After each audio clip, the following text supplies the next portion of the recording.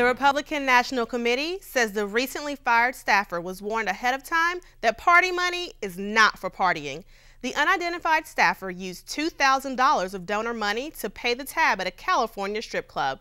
The RNC Chief of Staff says the donor was reimbursed and has verbally agreed to give the money back to the RNC. The U.S. Postal Service has devised a plan to decrease its $238 billion deficit. It will cut all Saturday service. The Postal Service hopes to start cuts in the first half of 2011. Congress and the Regulatory Commission need to approve the cuts first. Officials say the changes would save the Postal Service about $3.3 billion in the first year alone. Books are not the only reason people are going to the public library. Computer use is up at libraries across the nation. Gabrielle Jones has more on the modern library's hottest commodity.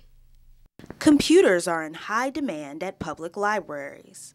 A University of Washington study shows nearly 1/3 of Americans are using libraries to close the digital gap, and the district is no exception.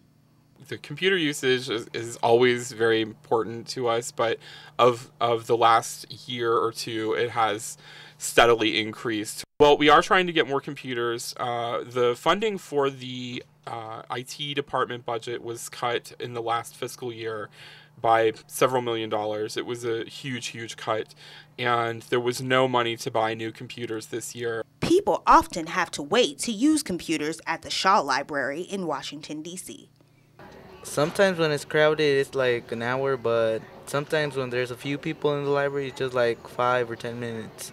But people say it's worth the wait. Because more and more people are coming to the library now that, we're having a bad economic crunch and all. The Shaw Library is one of 4 the district is rebuilding to help meet public demand for services. In Northwest Washington, Gabrielle Jones, District Wire News. The Wall Street Journal reports exciting news for the millions of Verizon customers.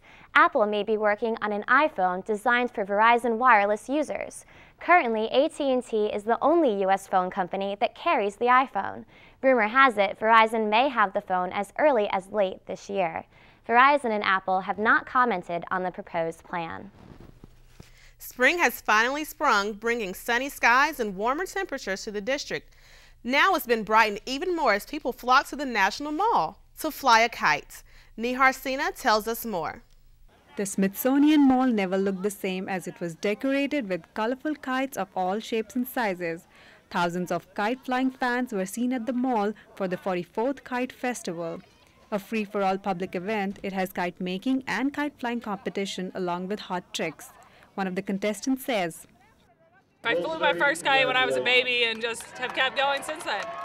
It's fun. You can just walk outside, put a kite in the air and have fun, and you meet great people and just hang out.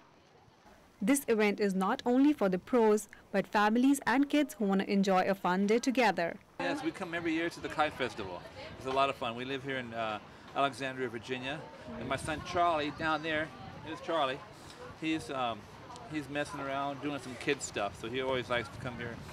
They give away free kites, and they have a kite contest, and it's just a lot of fun.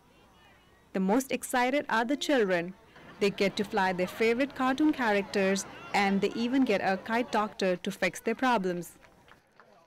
Sometimes people break their kites, or they have a kite that doesn't fly, and they can bring it here, and then I'll fix the kite for them. Get it to work, get it to fly. The festival is inspired by the Chinese kite-making tradition and had in past competitors and judges from China, Japan, and European countries. The event starts at 10 in the morning and ends with the traditional Rokaku challenge, in which Japanese-style kites battle each other in air.